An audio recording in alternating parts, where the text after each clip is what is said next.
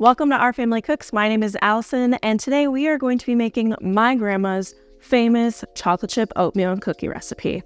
Let's get started. I am beyond excited to share with you this recipe that's been passed down through generations in my family. Now, let's get started with the ingredients. You'll need 1 cup of softened butter. If you're like me, you never remember to soften the butter beforehand, so a tip is to dunk the butter in a glass of warm water. It should only take a couple minutes to soften. 3/4 cup of packed brown sugar, 3/4 cup of granulated sugar. You'll also need 2 eggs, 2 cups of all-purpose flour, 1 teaspoon of baking soda, 1 teaspoon of salt, 2 cups quick oatmeal, and 1.5 cups of chocolate chips. All right, let's start by creaming together the softened butter, brown sugar, and granulated sugar until it's nice and fluffy. This step is crucial for achieving that perfect texture in our cookies. Creaming softened butter and sugar together incorporates air into the dough, helping cookies rise, puff up, and become lighter as they bake. Now, I don't know about you, but baking has always been a huge stress reliever for me. If I'm feeling overwhelmed or just not myself, baking a batch of cookies or banana bread has been a way for me to shut my brain off and only focus on the task in front of me. It's like my own personal therapy. Once our butter and sugars are creamed together, we'll add in the eggs and mix to combine. Now, let's add in our dry ingredients: baking soda, salt, and flour. You want to add your flour slowly so you don't create a flour cloud all over your kitchen counter when starting the mixer. Now comes the star of the show, the oats and chocolate chips. My mom always said the more chocolate the better, and who am I to argue with that? You'll want to add the chocolate chips in slowly so that they are evenly distributed throughout the dough. If you'd like to make these cookies yourself, the recipe is linked in the description below. Now that our dough is ready, it's time to scoop it onto our baking sheet. Make sure to spray your cookie sheets with nonstick spray. I use avocado spray.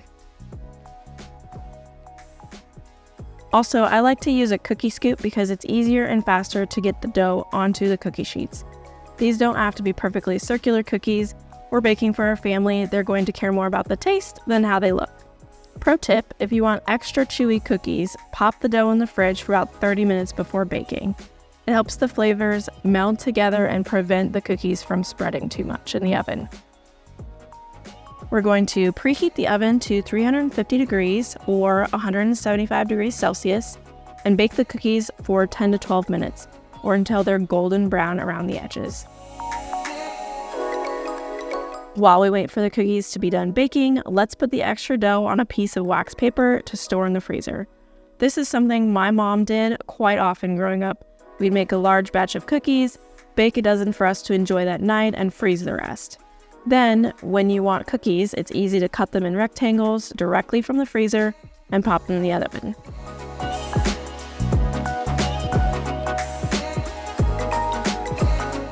And now, the moment we've all been waiting for, the smell of freshly baked cookies filling our kitchen. This is the best scent in the world. You'll want to remove the cookies from the oven and let them cool for a few minutes before transferring them to the wire rack to cool completely. Just look at these cookies: crispy edges, chewy centers, and pockets of melty chocolate in every bite.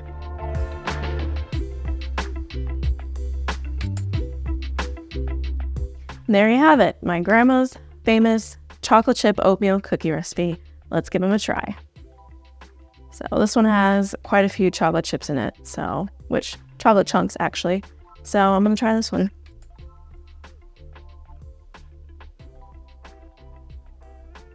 That was so good. Perfect crunch around the edges. Perfect chocolate melted in the middle.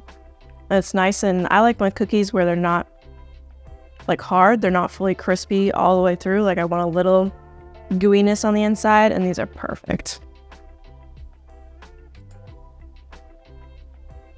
You want one, babe?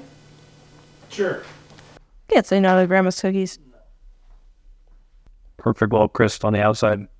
Really soft in the middle. Yeah. Like I said, that's my grandma's cookie recipe. We made these all the time. as kids growing up. Probably every other week we would be making a new batch of cookies. So give it a try. The recipe is linked below in the description. Make sure to like, subscribe, and come back for more. Thanks, y'all.